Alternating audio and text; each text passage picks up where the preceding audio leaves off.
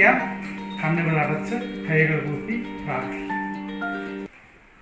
പൈതങ്ങളെ തൻ്റെ അടുക്കൽ വരുന്നതിനുള്ള തടസ്സങ്ങളെ നീക്കി അവരെ അണയ്ക്കുകയും ആദരിക്കുകയും അനുഗ്രഹിക്കുകയും ചെയ്ത കർത്താവായ യേശുവേ, ഈ വർഷവും സൺഡേ സ്കൂൾ പഠനത്തിനായി വന്നിരിക്കുന്ന പൈതങ്ങളിന്മേൽ നിൻ്റെ അനുഗ്രഹവും ആശീർവാദവും ചൊരിയുമാറാകണമേ എന്ന് പ്രാർത്ഥിക്കുന്നു. ദൈവമേ, പറഞ്ഞു കൊടുക്കുന്ന ആത്മീയമായ സത്യങ്ങൾ, വചനങ്ങൾ അവർ ഹൃദയത്തിൽ സംഗ്രഹിച്ച് ശരിയായി പഠിച്ച് അവരുടെ ജീവിതത്തിൽ പ്രാവർത്തികമാക്കി നല്ല ക്രിസ്തീയ ജീവിതം നയിപ്പാൻ അവരെ ഒരുക്കി സഹായിക്കണമേ എന്ന് പ്രാർത്ഥിക്കുന്നു. അവരുടെ പഠനം അവർക്കും കുടുംബത്തിനും സഭയ്ക്കും പ്രയോജനപ്പെടുവാൻ സഹായിക്കണമേ. പഠിപ്പിക്കുന്ന അധ്യാപകർക്ക് വേണ്ടി പ്രാർത്ഥിക്കുന്നു. അവരും ദൈവമായ കർത്താവെ ശുഷ്കാന്തിയോടും ഉത്തരവാദിത്വത്തോടും സമർപ്പണത്തോടും ദൈവവചനം പഠിപ്പിക്കുവാൻ ഒരുക്കി സഹായിക്കണമേ. ഈ സമയം ലോകം എങ്ങും കോവിഡ് എന്ന മഹാവ്യാധിയാൽ കഷ്ടപ്പെടുന്ന ലക്ഷക്കണക്കിന് ആളുകൾക്ക് വേണ്ടി പ്രാർത്ഥിക്കുന്നു. അവിടുത്തെ കൃപയിലും ദയയിലും അവരെ നയിക്കണമേ. ഞങ്ങളുടെ ഭരണാധികാരികൾ, അതുപോലെ തന്നെ സഭയുടെ ശുശ്രൂഷകന്മാർ എല്ലാവരെയും കർത്താവിൻ്റെ സന്നിധാനത്തിൽ സമർപ്പിക്കുന്നു. ഈ വർഷത്തെ സൺഡേ സ്കൂൾ പഠനം അനുഗ്രഹമാക്കി തീർക്കുവാൻ ദൈവമായ കർത്താവിൻ്റെ പരിശുദ്ധാത്മാവിനാൽ സഹായിക്കുമാറാകണം എന്ന് വിനയപൂർവ്വം യേശുവിൻ്റെ തിരുനാമത്തിൽ യാചിക്കുമ്പോൾ കേൾക്കണം. പ്രിയ സ്വർഗ്ഗസ്ഥ പിതാവേ, ആമേൻ.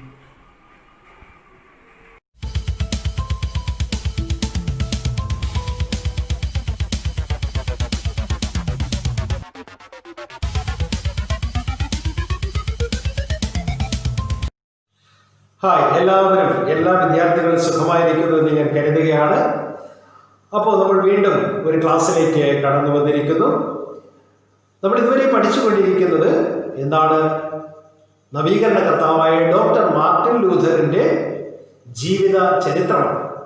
അതിലേറ്റവും പ്രധാനപ്പെട്ട അല്ലെങ്കിൽ ഏറ്റവും ഒടുവിലത്തെ ഒരു ഭാഗമാണ് ഇന്ന് നമ്മൾ പഠിക്കുന്നത്. 13ാമത്തെ പാഠത്തിന്റെ തലക്കെട്ട് തന്നെ അത് സൂചിപ്പിക്കുന്നു. എന്താണ്? ലൂഥർ നിത്യതയിലേക്ക്.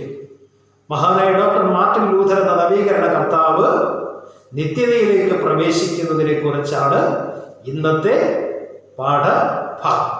അപ്പോൾ എല്ലാവരും പഠിക്കാനായി റെഡിയാണെന്ന് ഞാൻ കരുതുന്നു. അപ്പോൾ ബൈബിൾ, നോട്ട്ബുക്ക്, പേന എല്ലാം നിങ്ങൾ റെഡിയാക്കി വെച്ചിരിക്കുന്നുണ്ടല്ലോ. അപ്പോൾ നമുക്ക് വിഷയത്തിലേക്ക് പ്രവേശിക്കാം. ഡോക്ടർ മാർട്ടിൻ ലൂഥർ നവീകരണം നടത്തി എന്ന് നമുക്കറിയാം. എന്നാൽ 95 തർക്ക സിദ്ധാന്തങ്ങൾ വിറ്റൻബർഗിലെ ദേവാലയ വാതിൽ പതിച്ചുകൊണ്ട് താൻ ആരംഭിച്ചതായ നവീകരണ പ്രസ്ഥാനം എന്തിന്റെ അടിസ്ഥാനത്തിലായിരുന്നു എന്ന് നമുക്കറിയാം. എന്തിന്റെ അടിസ്ഥാനത്തിലായിരുന്നു? തിരുവചനത്തിന്റെ അടിസ്ഥാനത്തിലായിരുന്നു. അല്ലെങ്കിൽ കർത്താവായ യേശു ക്രിസ്തുവിന്റെ സുവിശേഷത്തെയും അതുപോലെ തന്നെ അപ്പോസ്തലന്മാരുടെ ഉപദേശത്തെയും അടിസ്ഥാനമാക്കിക്കൊണ്ടാണ് ഡോക്ടർ മാർട്ടിൻ ലൂഥർ തൻ്റെ നവീകരണ പ്രക്രിയ ആരംഭിച്ചത്. ഇതൊരു പ്രസ്ഥാനമായി വളർന്നു എന്ന് നമുക്ക് അറിയാം. ഡോക്ടർ മാർട്ടിൻ ലൂഥർ ആരംഭിച്ചു വെച്ച ആ നവീകരണ പ്രക്രിയ ഒരു പ്രസ്ഥാനമായി വളർന്നു. അതേസമയം വചന വിപരീതികളെന്നും അതുപോലെ തന്നെ വചന നിഷേധികളെന്നുമൊക്കെയുള്ള രീതിയിലാണ് പോപ്പും കൂട്ടരും മാർട്ടിൻ ലൂഥറിനെയും തൻ്റെ അനുയായികളെയും കണ്ടത്. അതുകൊണ്ട് തന്നെ അവർക്കൊരു പേര് നൽകി. എന്താണ്? പ്രൊട്ടസ്റ്റഡുറ്റാൾ അഥവാ പ്രതിഷേധക്കാർ എന്ന്. ഈ ഒരു വാക്കിൽ നിന്നാണ് നമ്മൾ പ്രൊട്ടസ്റ്റന്റ് എന്നുള്ള വാക്ക് പറയുന്നതിന് കാരണമായത്, അല്ലെ? പ്രൊട്ടസ്റ്റന്റ് എതിർപ്പ് നടത്തുന്നവർ, അല്ലേ? അപ്പൊ അങ്ങനെ ഒരു പരിഹാസ പേരായി, ആക്ഷേപ പേരായിട്ടാണ് പ്രൊട്ടസ്റ്റഡുറ്റാൾ അഥവാ പ്രതിഷേധക്കാർ എന്ന് മാർട്ടിൻ ലൂഥറിനെയും കൂട്ടക്കാരെയും അന്നത്തെ സഭാ നേതൃത്വം വിളിച്ച് പരിഹസിച്ചത്. എങ്കിൽ തന്നെയും ദൈവത്തിന്റെ വചനത്തിൽ വേരൂന്നി അല്ലെങ്കിൽ അടിസ്ഥാനപ്പെടുത്തിക്കൊണ്ടുള്ള മാർട്ടിൻ ലൂഥറിന്റെ നവീകരണ ആശയങ്ങൾക്ക് അന്ന് വളരെയേറെ ശ്രദ്ധ ലഭിച്ചു എന്ന് നമുക്കറിയാം, അല്ലെ? അപ്പോൾ അതിന്റെ അടിസ്ഥാനം എന്ന് പറയുന്നത് അല്ലെങ്കിൽ നവീകരണ പ്രക്രിയയുടെ തുടക്കം കുറിച്ചത് ജർമ്മനിയിലാണ് എന്ന് നമുക്കറിയാം. അതേസമയം അത് തുടർന്ന് യൂറോപ്പിലും അതുപോലെ തന്നെ റോമിലും ഒക്കെ വളരെ ശ്രദ്ധേയ വിഷയമായി മാറി. അപ്പോൾ ജർമ്മനിയിൽ ആരംഭിച്ച് അന്നത്തെ സഭകളിലേക്ക് ഒക്കെയും അത് വളരെ വലിയ ഒരു പ്രസ്ഥാനമായി പടർന്ന് പന്തലിക്കുന്ന കാഴ്ച യൂറോപ്പിലും അതുപോലെ തന്നെ റോമിലും പടർന്ന് പന്തലിക്കുന്ന ശക്തമാകുന്ന ഒരു കാഴ്ചയാണ് നമുക്ക് കാണാൻ സാധിക്കുന്നത്. ഭരണകൂടത്തിന്റെ ഭീകരതയുടെ മുമ്പിലും വചനം ഒരിക്കലും മാറ്റിവെക്കാതെ അല്ലെങ്കിൽ വചനത്തിന്റെ പ്രാധാന്യത്തെ ഒരിക്കലും കുറയ്ക്കാതെ നിൽക്കുവാൻ തക്കവണ്ണം മാർട്ടിൻ ലൂഥറിന്റെ പ്രസ്ഥാനത്തിന് സാധിച്ചു. അല്ലെങ്കിൽ മറ്റൊരു വിധത്തിൽ പറഞ്ഞാൽ ഭരണകൂട ഭീകരതയുടെ മുൻപിലും വചനം ശിരസ് കുനിക്കുന്നില്ല എന്നുള്ളതാണ് നവീകരണ പ്രസ്ഥാനത്തിന് ഏറ്റവും വലിയ ഒരു പ്രത്യേകത എന്ന് പറയുന്നത്. അതുകൊണ്ട് തന്നെ ദൈവവചനത്തിന് ബന്ധനമില്ല എന്നാണ് നമ്മൾ മനസ്സിലാക്കുന്നത്. ഒരിക്കലും ആർക്കും ബന്ധിക്കുവാൻ കഴിയാത്ത ദൈവത്തിന്റെ വചനം ശക്തമായി നവീകരണ പ്രസ്ഥാനത്തിലൂടെ പടർന്ന് പന്തലിക്കുന്നു. ഡോക്ടർ മാർട്ടിൻ ലൂഥറിന്റെ അനുയായികളായി തീർന്ന എല്ലാവരും ലോകത്തിൽ അങ്ങോളം ഇങ്ങോളം നവീകരണത്തിന്റെ വലിയ ഒരു അലയൊലി സൃഷ്ടിക്കുന്നതായി നമുക്ക് മനസ്സിലാക്കാൻ കഴിയും. ഇനി മാർട്ടിൻ ലൂഥറിന്റെ ജീവിതത്തിലെ വളരെ പ്രധാനപ്പെട്ട മറ്റൊരു കാര്യം എന്ന് പറയുന്നത് 1542 ഡോക്ടർ മാർട്ടിൻ ലൂഥർ ഇങ്ങനെ എഴുതുന്നുണ്ട്: പിതാവായ ദൈവം തൻ്റെ പുത്രനായ യേശു ക്രിസ്തുവിന്റെ സുവിശേഷം ഈ അരിഷ്ടനായിരിക്കുന്ന പാപിയായിരിക്കുന്ന എന്നെ ഫലമേൽപ്പിച്ചു എന്നാണ്. സത്യസന്ധനും വിശ്വസ്തനുമായി അത് നിർവഹിക്കുവാൻ ദൈവം എനിക്ക് കൃപയേകി എന്നാണ് പറയുന്നത്. അപ്പൊ ദൈവത്തിന്റെ ആ വലിയ സുവിശേഷത്തെ തന്നിൽ ഫലമേൽപ്പിച്ചപ്പോൾ അതിനെ വളരെ ഭംഗിയായി നിറവേറ്റുവാൻ തക്കവണ്ണം തനിക്ക് സാധിച്ചു എന്നുള്ളതും അത് ദൈവത്തിന്റെ കൃപയാണെന്നുള്ളതും മാർട്ടിൻ ലൂഥർ ഏറ്റുപറയുകയാണ്. അതുപോലെ മാർപ്പാപ്പ, ചക്രവർത്തിമാർ, പ്രഭുക്കന്മാർ, പുരോഹിതന്മാർ തുടങ്ങിയവരുടെ എല്ലാം ശക്തമായ എതിർപ്പുകളുടെ നടുവിലും നവീകരണ പ്രസ്ഥാനം വളർന്നു എന്നുള്ളതാണ് അതിൻ്റെ വചന അടിസ്ഥാനത്തിൻ്റെ വലിയ ശക്തി എന്ന് പറയുന്നത്. അപ്പൊ ഇത്രയും കാര്യം നമുക്ക് മനസ്സിലായി. 1542 മാർട്ടിൻ ലൂഥർ മഹത്വപ്രകാശ നാളിൽ ഒരു വിൽപത്രം തയ്യാറാക്കി. ആ വിൽപത്രത്തിൽ തൻ്റെ പ്രിയപ്പെട്ട ഭാര്യയ്ക്ക് എല്ലാവിധ സംരക്ഷണവും അല്ലെങ്കിൽ സുരക്ഷിതത്വവും ലഭിക്കണം എന്നുള്ള ആഗ്രഹത്തോടു കൂടെ അതിന് വളരെയേറെ പ്രാധാന്യം കൊടുത്തുകൊണ്ട് ഒരു വിൽപത്രം അദ്ദേഹം തയ്യാറാക്കി. ഇതിന് കാരണം തൻ്റെ ആരോഗ്യപരമായ നില മോശമാകുന്നുണ്ട് എന്നുള്ള ഒരു തോന്നലാണ് അദ്ദേഹം ഇപ്രകാരത്തിൽ ഒരു വിൽപത്രം തയ്യാറാക്കുന്നതിന് കാരണം. ഇനി 1545 അദ്ദേഹം ഒരു യാത്ര ചെയ്യുകയാണ്. എവിടേക്കെന്നറിയാമോ? അദ്ദേഹം മാൻസ്ഫീൽഡിലുള്ള രാജകുടുംബത്തിന്റെ ഒരു പ്രശ്നം തീർക്കുന്നതിന് വേണ്ടി പോയി. മാൻസ്ഫീൽഡിലുള്ള രാജകുടുംബത്തിന്റെ പ്രശ്നം പരിഹരിക്കുന്നതിന് വേണ്ടി മധ്യസ്ഥത വഹിക്കുന്നതിന് വേണ്ടി മാർട്ടിൻ ലൂഥർ പോകുന്നു. അദ്ദേഹത്തിന് അന്നുണ്ടായിരുന്ന സാമൂഹികമായ ഒരു അംഗീകാരം എത്ര വലുതായിരുന്നു എന്നുള്ളത് നമുക്കതിൽ മനസ്സിലാക്കാം. എന്നാലും ശരി, അദ്ദേഹം അങ്ങോട്ട് പോകുന്നുണ്ട്. ആ യാത്രയിൽ അദ്ദേഹത്തിന് അവിടെ വെച്ച് ജന്മനാടായ ഐസ്ലേബനിലുള്ള തൻ്റെ പ്രിയപ്പെട്ട കുടുംബാംഗങ്ങളെ എല്ലാവരെയും ഒരുമിച്ച് കാണുന്നതിനും എല്ലാവരുമായിട്ട് ഒരുമിച്ച് ചേർന്നുള്ള വലിയ ഒരു കൂട്ടായ്മ അനുഭവിക്കുന്നതിനുമുള്ള ഭാഗ്യം ഉണ്ട്. ഇനി നമ്മൾ 1546 ഫെബ്രുവരി 17 കൂടി തൻ്റെ ഈ ഉദ്യമം അല്ലെങ്കിൽ താൻ പോയതാ യാത്രയുടെ ആ ഉദ്ദേശം അദ്ദേഹത്തിന് നിവർത്തിക്കുവാൻ കഴിഞ്ഞു എന്നാണ് കാണുന്നത്. എന്തായിരുന്നു ആ ഉദ്ദേശം എന്ന് നമുക്കറിയാം, അല്ലേ? മാൻസ്ഫീൽഡിലുള്ള രാജകുടുംബത്തിന്റെ പ്രശ്നം പരിഹരിക്കുക. അത് പരിഹരിച്ചു. 1546 ഫെബ്രുവരി 17 അങ്ങനെ 1546 ഫെബ്രുവരി 17 തൻ്റെ ദൗത്യത്തിൽ വിജയം നേടിയ മാർട്ടിൻ ലൂഥറിന് അന്ന് വൈകുന്നേരം നെഞ്ചുവേദനയുണ്ടായി. അദ്ദേഹത്തിന് നെഞ്ചുവേദന ഉണ്ടായി എന്ന്, ശാരീരിക അസ്വസ്ഥ്യമുണ്ടായി എന്നുള്ള വാർത്തയറിഞ്ഞ് അദ്ദേഹത്തിന്റെ മക്കൾ വേഗം അവിടേക്ക് ഓടിയെത്തി. അതുപോലെ തന്നെ അദ്ദേഹത്തിന്റെ സുഹൃത്തുക്കളും അവിടേക്ക് ഓടിയെത്തി. അവരെല്ലാവരും വന്നു ചേർന്നു. ഇതേസമയം അദ്ദേഹം, ഡോക്ടർ മാർട്ടിൻ ലൂഥർ, ദൈവത്തിന്റെ സന്നിധിയിൽ ഏറ്റുപറയുന്ന ഒരു കാര്യം വളരെ ശ്രദ്ധേയമാണ്. എന്താണെന്നറിയാമോ? അവിടുത്തെ കയ്യിൽ ഞാൻ എൻ്റെ ആത്മാവിനെ പരമേൽപ്പിക്കുന്നു. വിശ്വസ്തനായ ദൈവമേ, നീ എന്നെ വീണ്ടെടുത്തിരിക്കുന്നു എന്നാണ്. നോക്കുക, മാർട്ടിൻ ലൂഥർക്കുണ്ടായിരുന്ന രക്ഷയെക്കുറിച്ചുള്ള നിർണയം ഈ വാക്കുകളിൽ പ്രകടമാണ്, അല്ലേ? മരണത്തിന്റെ നാഴികയിൽ എത്തിപ്പെട്ടിരിക്കുമ്പോൾ അദ്ദേഹം ദൈവത്തിന്റെ സന്നിധിയിൽ ഉറപ്പോടെ പറയുകയാണ്, ദൈവമേ, അങ്ങയുടെ കൈകളിലാണ് ഞാൻ എൻ്റെ ആത്മാവിനെ ഏൽപ്പിക്കുന്നത്.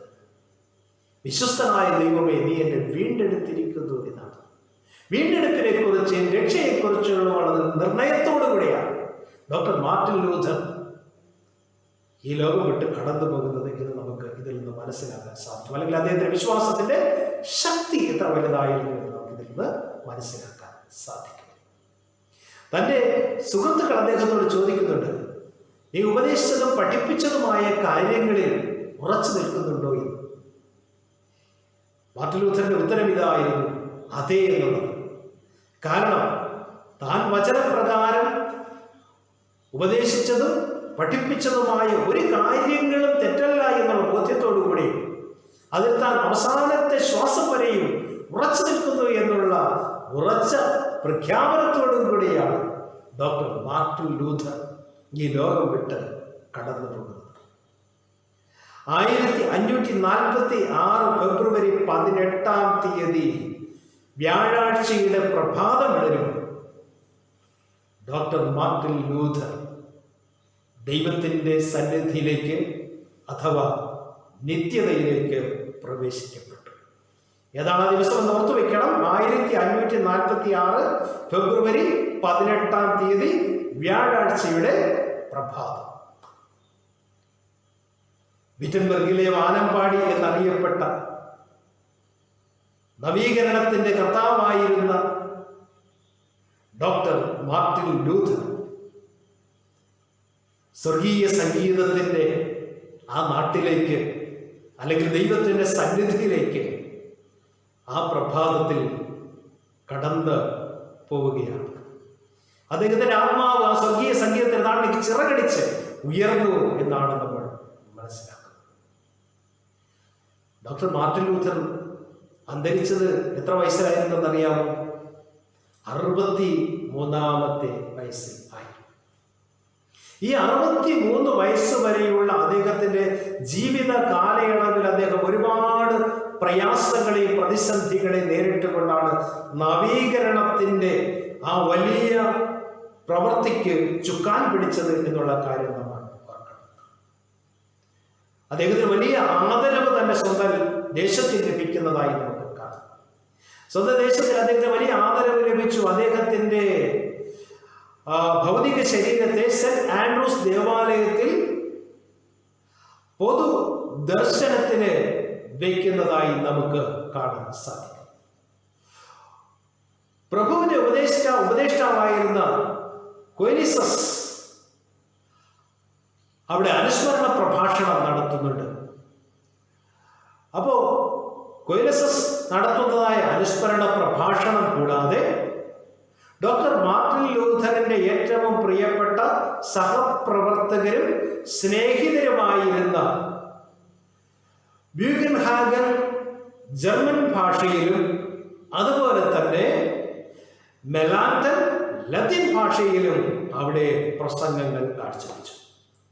ഓർത്തു വയ്ക്കുക, പ്രഭുവിന്റെ ഉപദേഷ്ടാവായിരുന്ന കൊയ്ലിസസ് നടത്തിയതായ സംഭാഷണം അല്ലെങ്കിൽ പ്രഭാഷണം, അതോടൊപ്പം തന്നെ അദ്ദേഹത്തിന്റെ ഡോക്ടർ മാർട്ടിൻ ലൂഥറിന്റെ ഏറ്റവും അടുത്ത സുഹൃത്തുക്കളും സഹപ്രവർത്തകരുമായിരുന്ന ആരൊക്കെയാണ്? ബ്യൂഗൻ ഹാഗൻ ജർമ്മൻ ഭാഷയിലും അതുപോലെ തന്നെ ലത്തീൻ ഭാഷയിൽ മലാന്തൻ നടത്തിയതുമായ പ്രഭാഷണങ്ങൾ വളരെയേറെ ശ്രദ്ധിക്കപ്പെട്ട കാര്യങ്ങൾ ആയിരുന്നു. വിറ്റൻബർഗ് ദേവാലയത്തിൽ അദ്ദേഹത്തിന്റെ ശവ സംസ്കാര ശുശ്രൂഷ നടത്തി. വിറ്റൻബർഗ് ദേവാലയം ഡോക്ടർ മാർട്ടിൻ ലൂഥറിനെ സംബന്ധിച്ച് അദ്ദേഹത്തിന്റെ പ്രവർത്തന മണ്ഡലമായിരുന്നു. ഏറ്റവും ശക്തമായ തന്നെ പ്രവർത്തന മണ്ഡലം, അല്ലെങ്കിൽ നവീകരണത്തിന്റെ ആ ശക്തമായ ആരംഭം കുറിച്ചതായ 95 തർക്ക സിദ്ധാന്തങ്ങളെ ആണിയടിച്ച് ഉറപ്പിച്ചതായ ആ വിറ്റൻബർഗിൽ തന്നെ അദ്ദേഹത്തിന്റെ ഭൗതിക ശരീരം അടക്കം ചെയ്യപ്പെടുകയും ചെയ്തു. അങ്ങനെ ഡോക്ടർ മാർട്ടിൻ ലൂഥർ ദൈവസന്നിധിയിലേക്ക് ചേർക്കപ്പെട്ടു. അദ്ദേഹത്തിന് ഏറ്റവും മാന്യമായ രീതിയിലുള്ള അടക്ക ശുശ്രൂഷ അവിടെ വിറ്റൻബർഗിൽ ലഭ്യമായി. 29 വർഷങ്ങൾക്ക് മുൻപ്, അതായത് മാർട്ടിൻ ലൂഥറിന്റെ ആ വേർപാടിന് മുൻപ് 29 വർഷങ്ങൾക്ക് മുൻപാണ് അദ്ദേഹം വിറ്റൻബർഗിലെ ദേവാലയ വാതിൽക്കൽ ആ 95 തർക്ക സിദ്ധാന്തങ്ങൾ ആണിയടിച്ച് പതിച്ചത്. അന്ന് അടിച്ച ആണിയുടെ ആ ശബ്ദം, ആ മുഴക്കം അപ്പോഴും അദ്ദേഹത്തിന്റെ മരണനാഴികയിലും ലോകമെങ്ങും പ്രതിധ്വനിച്ചു കൊണ്ടിരുന്നു എന്നുള്ളതാണ് പ്രധാനപ്പെട്ട ഒരു വസ്തുത.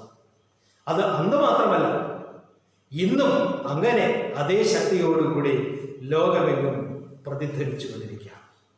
അന്ന് അദ്ദേഹം തുടങ്ങി വെച്ചതായ ആ പ്രക്രിയയിലൂടെ നവീകരണ വെളിച്ചം, വചനത്തിലേക്കുള്ള ഒരു വെളിച്ചം ജനങ്ങൾക്ക് ലഭിക്കുകയാണ് ചെയ്തത്. അങ്ങനെ വചന വെളിച്ചത്തിലേക്ക് ജനങ്ങളെ കൊണ്ടുവരുവാൻ തക്കവണ്ണം ഡോക്ടർ മാർട്ടിൻ ലൂഥർ പ്രവർത്തിച്ചു.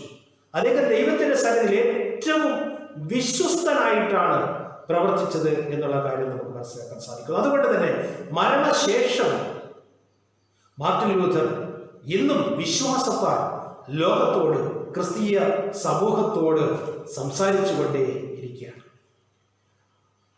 പ്രൊട്ടസ്റ്റാന്റിസത്തിന്റെ പിതാവ് എന്നാണ് മാർട്ടിൻ ലൂഥർ അറിയപ്പെടുന്നത്. മാത്രമല്ല, അദ്ദേഹം നമുക്കറിയാവുന്നതുപോലെ ഒരു ഖനിത്തൊഴിലാളിയുടെ പുത്രനായി ജനിച്ച് തന്റെ ജീവിതത്തിലെ ഒരുപാട് പ്രതിസന്ധികളിലൂടെ കടന്നുപോയി ഒരു മതഭക്തിയുള്ള ഒരാളായി വളർന്നുവെങ്കിലും രക്ഷയെക്കുറിച്ചുള്ള നിർണയം പിൽക്കാലത്ത് ലഭിച്ചപ്പോൾ ദൈവവചനത്തിന് ആഴമായ പ്രാധാന്യം കൊടുത്ത ഒരു വ്യക്തി, പരിശുദ്ധാത്മാവിന്റെ കൃപ പ്രാപിച്ചതായ ഒരു വ്യക്തി. അതുകൊണ്ട് തന്നെ വിശുദ്ധ അഗസ്റ്റിന് ശേഷം ആശയപരമായി അല്ലെങ്കിൽ ആത്മീക വെളിച്ചത്തിൽ ജനങ്ങളെ നടത്തിയ വ്യക്തമായ ഒരു ആത്മീക ബോധമുള്ള, അല്ലെങ്കിൽ സഭയ്ക്ക് ഏറ്റവും നല്ല മാർഗദർശനം നൽകിയ വ്യക്തി എന്നുള്ള പേരും ഡോക്ടർ മാർട്ടിൻ ലൂഥറിന് സിദ്ധിച്ചു.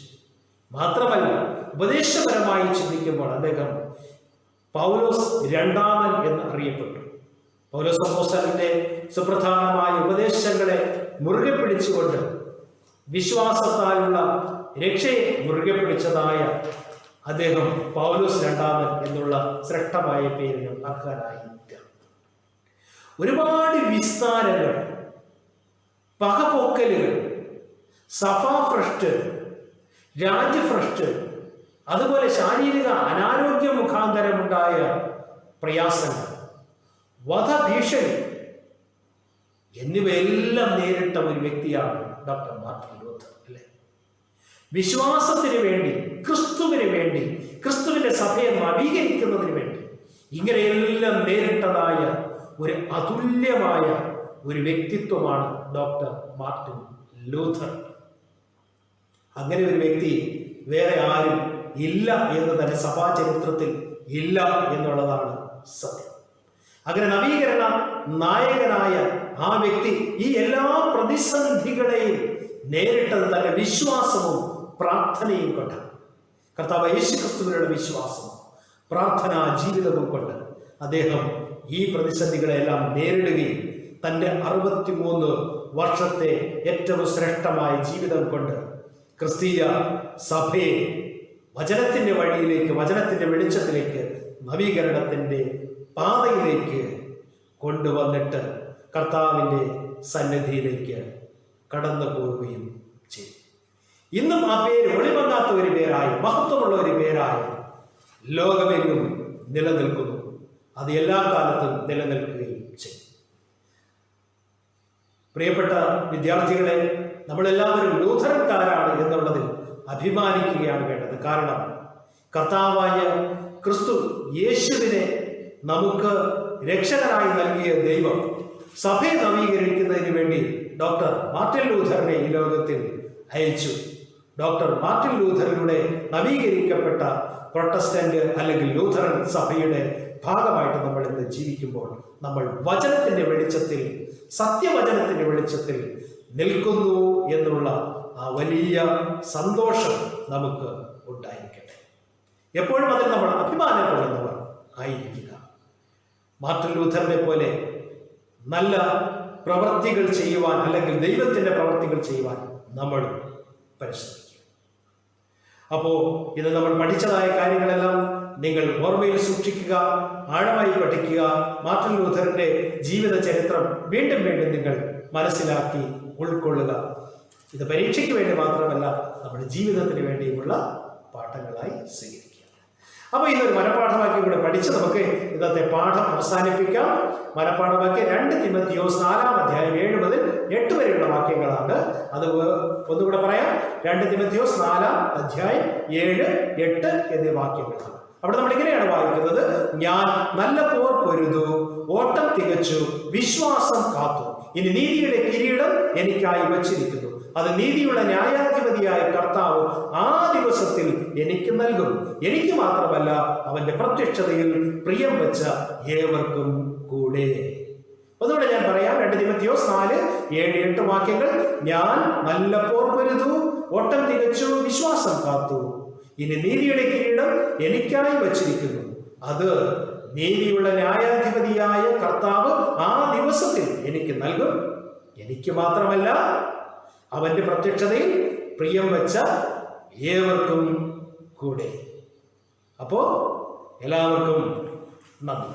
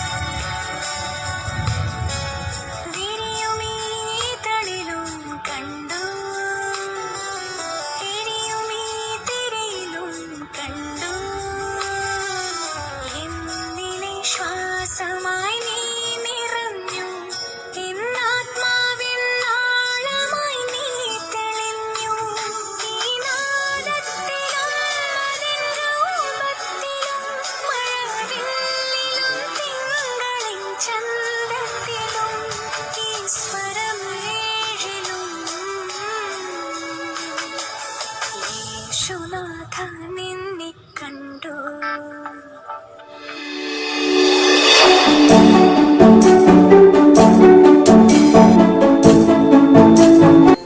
നമുക്ക് പ്രാർത്ഥിക്കാനായിട്ട് എപ്രകാരം നിൽക്കണം? കൈകൾ കൂപ്പി കണ്ണടച്ച് നിൽക്കണം. പ്രാർത്ഥിക്കാം. സ്നേഹവനായ ദൈവമേ, സ്വർഗീയ പിതാവേ,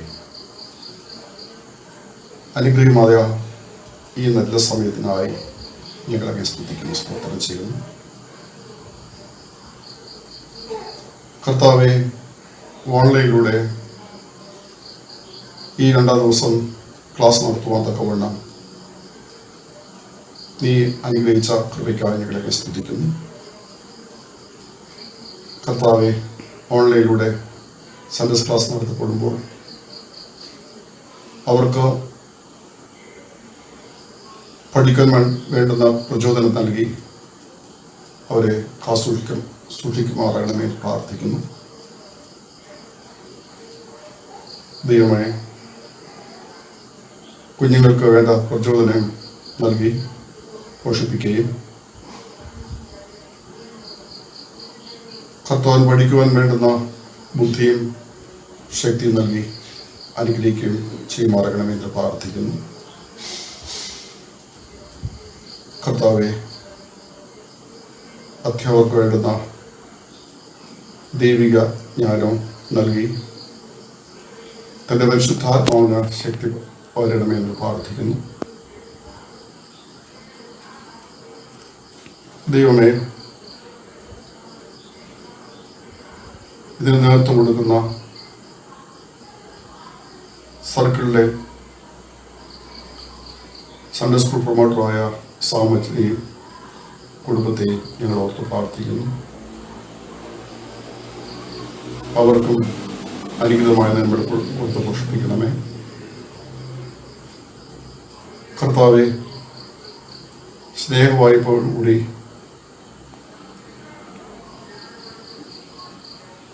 കുഞ്ഞുങ്ങൾ പഠിക്കുവാൻ തക്കവണ്ണം അവരെ നയിക്കുമാറാകണമെന്ന് പ്രാർത്ഥിക്കുന്നു.